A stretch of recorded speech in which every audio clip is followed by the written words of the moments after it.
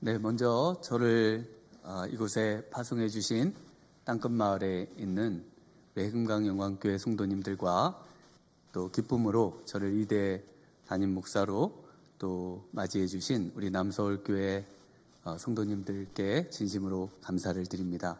오늘 우리 옆에 계신 분들과 이렇게 한번 인사하면 좋겠습니다. 하나님 한 분이시면 충분합니다. 이렇게 한번 인사하시겠습니다.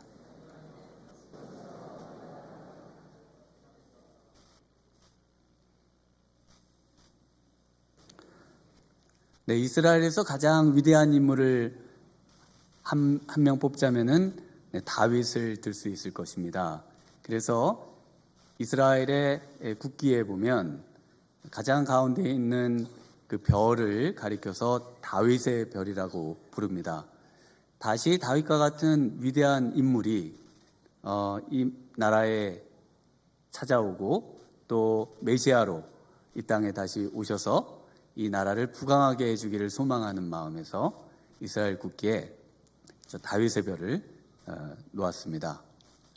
우리 예수님께서도 다윗의 후손으로 오셨다 말씀하시고 또 천국의 열쇠를 가리켜서는 다윗의 열쇠라 이렇게 말씀을 하십니다. 자신을 유다 지파의 다윗의 뿌리다 이렇게 말씀하시면서 예수님 자신을 다윗과 동일시하시는 그런 모습을 볼 수가 있습니다. 이처럼 하나님께서 인정하시고 또 예수님께서 자신과 동일시했던 인물이 세상에 과연 있었을까 싶을 정도로 다윗은 성경에서 가장 위대한 인물로 꼽히는 인물이 되겠습니다. 어떻게 다윗이 이처럼 위대한 인물이 될 수 있었는가?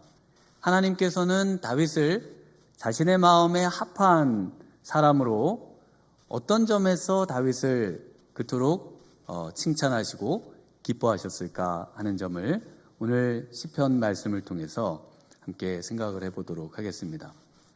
다윗은 평생 오늘 설교의 제목처럼 하나님 한 분이면 충분합니다 라는 그 마음과 그 고백과 그 믿음으로 살았다는 것입니다. 이것이 우리와 별반 다르지 않다고 생각할 수도 있고 느껴지시기도 할 것입니다. 과연 어떤 큰 차이가 있을까? 우리가 지금 이 자리에 앉아 있으시면서도 하나님 한 분이면 충분하다는 생각을 나름대로 하고 계신데 다윗이 하나님 한 분이면 충분하다는 것과 우리의 차이가 뭘까? 이런 생각을 해보실 수 있겠습니다.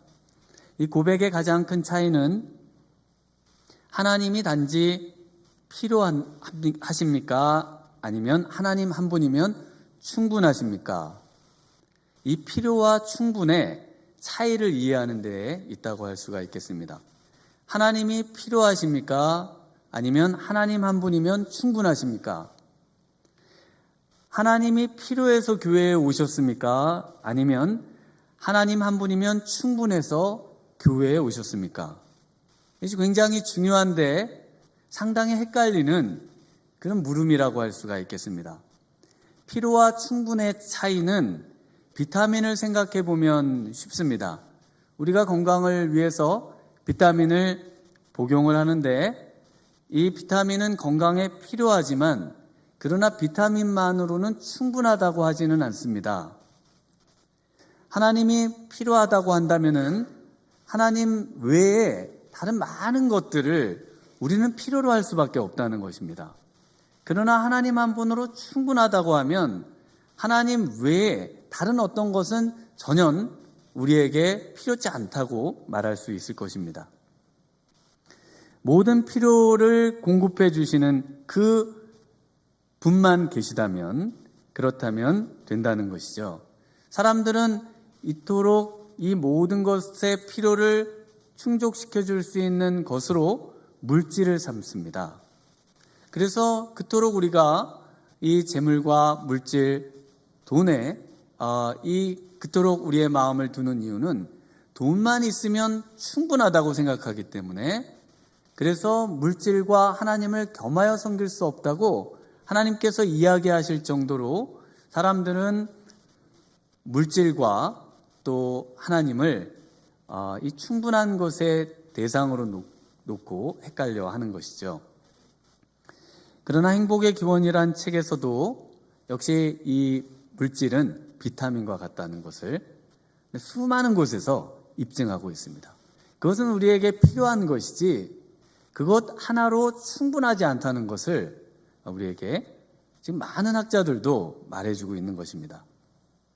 그런데 오늘 본문에 요한은 다르게 하나님 한 분만으로 충분하다고 생각하는 바로 이분, 이 한 사람 다윗입니다. 다윗은 인생의 모든 것을 우리 하나님 한 분이면 충분히 충족되고 또 이 한 분이면 충분하다고 생각했던 인물인 것입니다. 진정한 신앙생활은 하나님 한 분이면 충분하다는 것을 깨달아가는 삶인 것입니다. 우리가 신앙생활을 한다는 것은 하나님 한 분이면 충분합니다. 이 고백을 더 고백하고 더 마음으로 느끼고 더 이것으로 충만한 삶을 사는 것이 바로 이 다윗과 같은 삶이 되는 것입니다.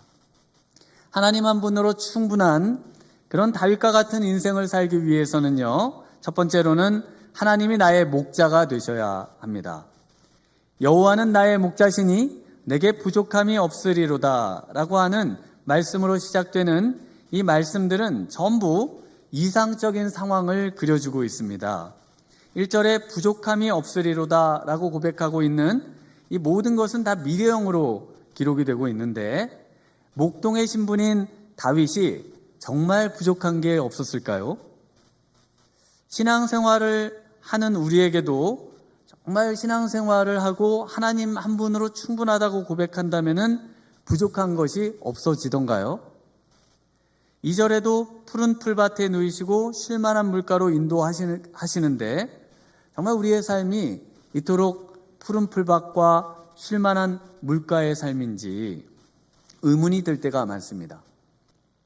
마찬가지로 계속해서 내 영혼을 소생시키시는 바로 그분, 의의 길로 인도하실 것이라는 그분, 사망의 음침한 골짜기로 다닐지라도 해를 두려워하지 않겠다는 그런 어떤 이상적인 상황, 그리고 주께서 내 원수의 목전에서 상을 차려주실 것이고 또 나는 영원히 우리 하나님의 집에 거할 것이라고 하는, 살 것이라고 하는 이 모든 것이 전부 꿈꾸는 삶과 같은 이야기가 되는 것입니다.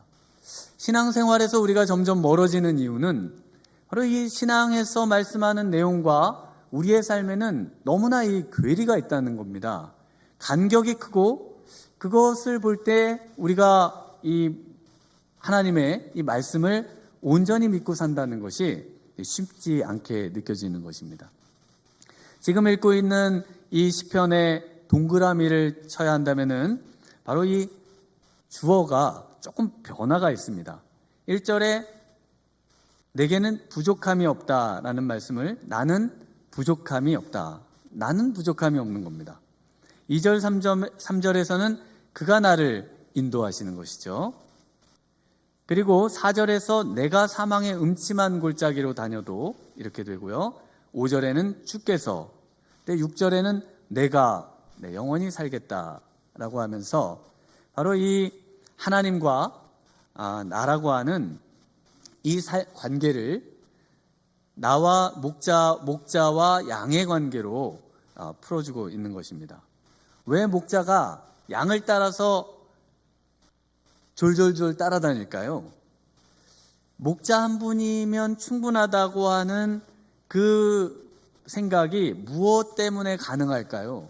목자가 앞에 가도 저 목자를 따라가면 충분하지 않을 수도 있기 때문에 도망갈 수도 있는데 그 목자를 끊임없이 끝까지 목숨 걸고 따라가는 이유, 그 이유는 바로 이 그와 나 사이를 연결해 주는 것이 있습니다. 그것이 바로 믿음입니다. 그래서 믿음은 다 미래형으로 되어 있습니다. 믿음의 정의인 히브리서 11장 1절에 보면 믿음은 바라는 것들의 실상이요 보이지 않는 것들의 증거니 선진들이 이로써 증거를 얻었느니라. 믿음은 바라는 것들의 실상입니다. 그래서 믿음은 미래적인 것입니다.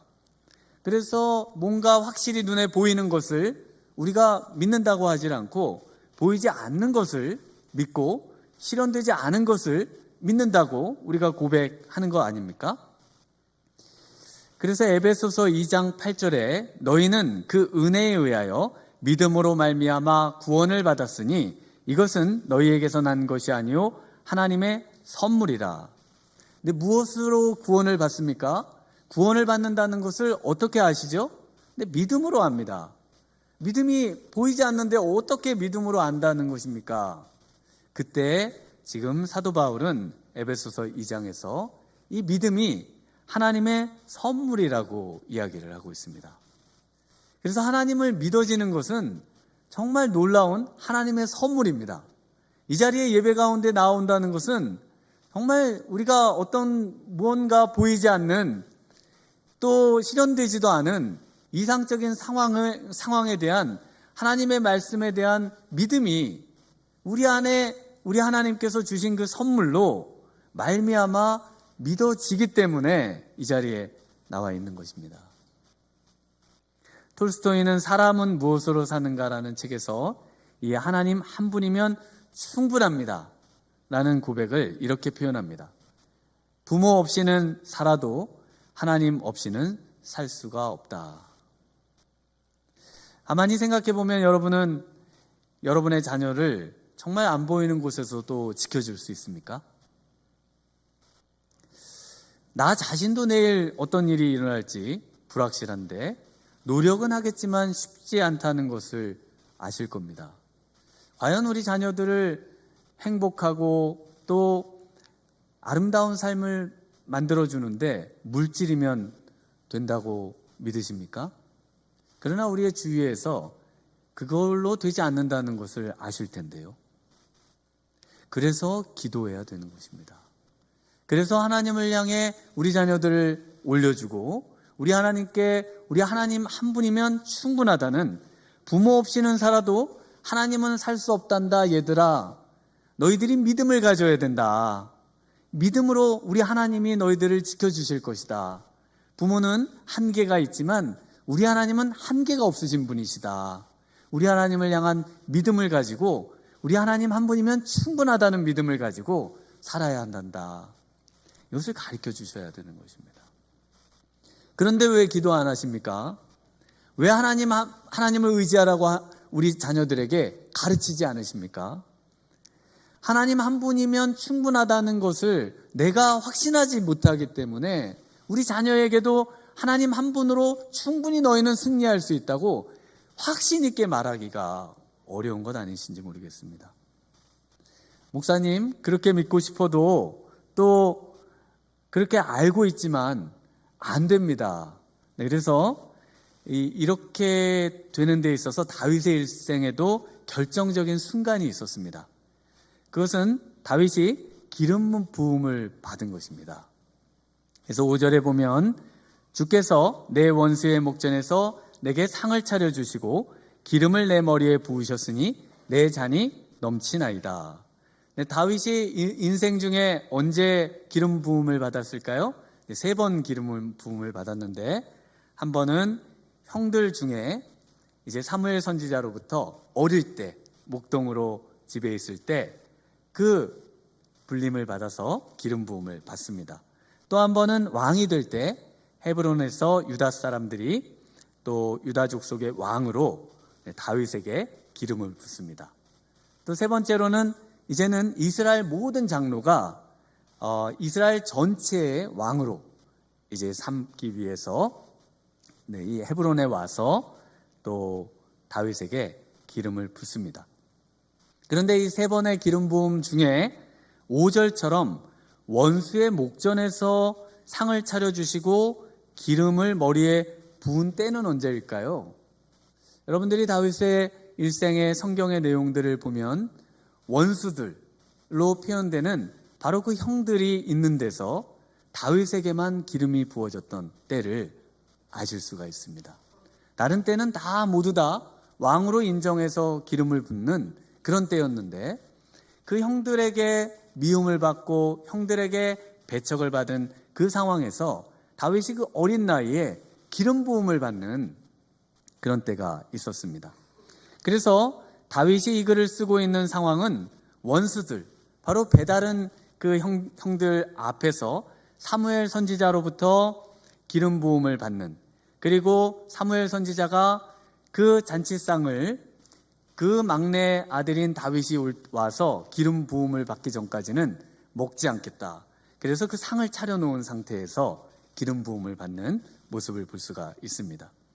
다윗의 그 소년기에, 청소년기에 가진 그 신앙을 엿볼 수가 있는 것입니다.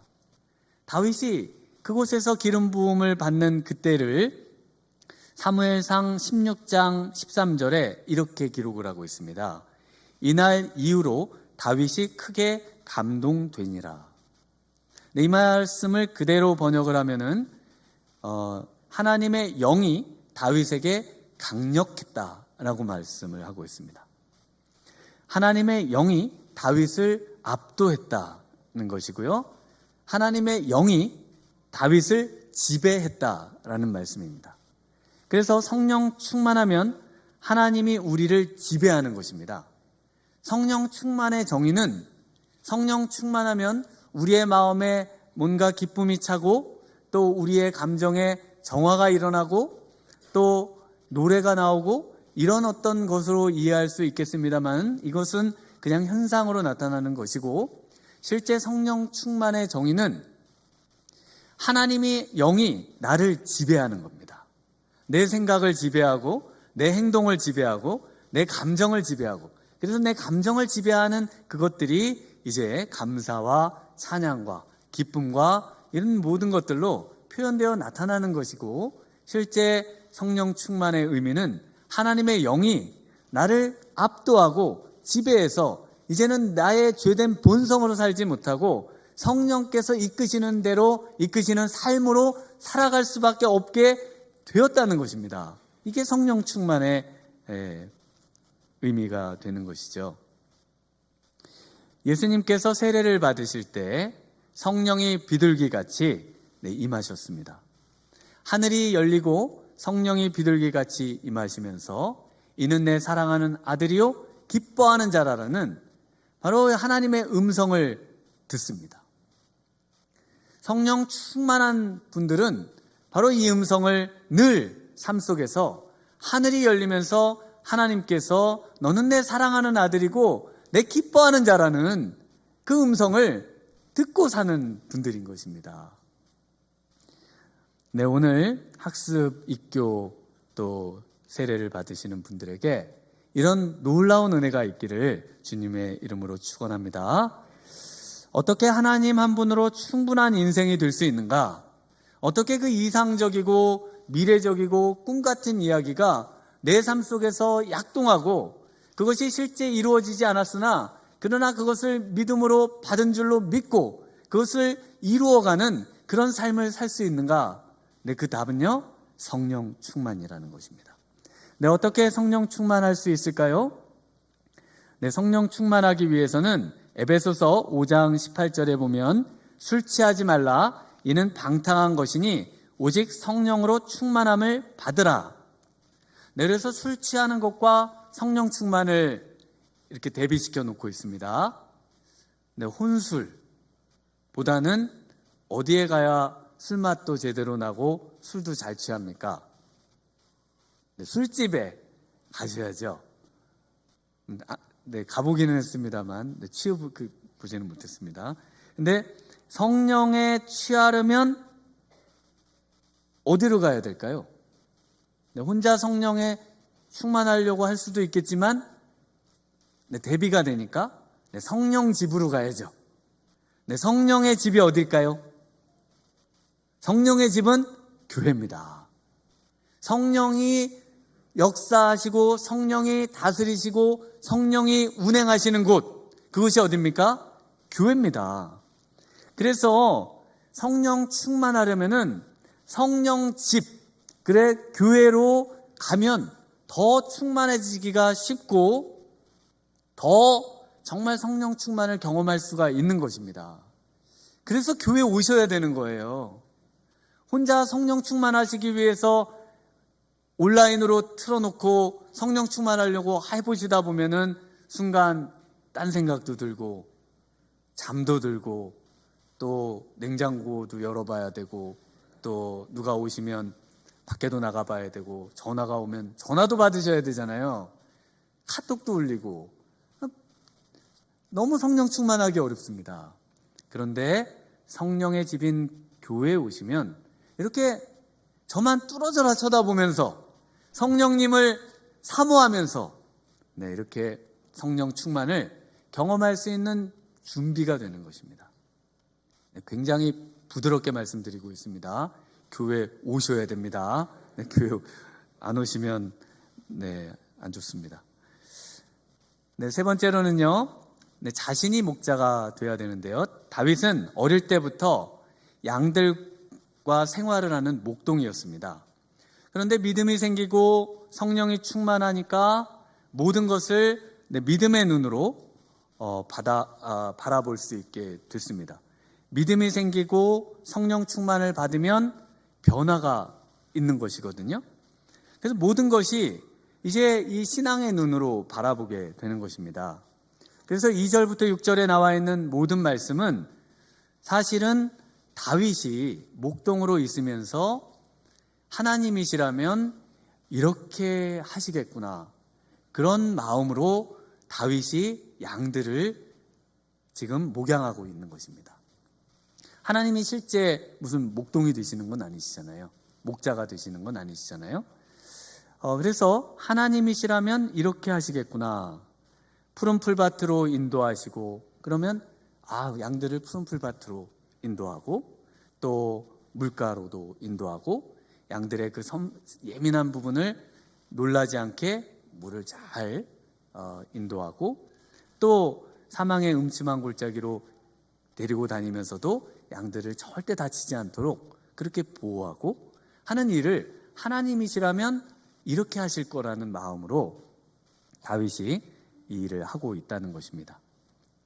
만약에 다윗이 바다 지킴이 또는 산불 지킴이, 산 지킴이라면 이 노래가 조금 달라질 겁니다. 만약에 산을 지키는 일을 다윗이 했다, 그러면 어떻게 노래를 할까요? 나무가 돼가지고 이제 산 지킴이이신 하나님을 노래하겠죠. 등산객으로부터도 담배꽁초로부터도 나를 지켜주시고 매우 건조한 날씨에도 나는 두려워하지 아니하리로다.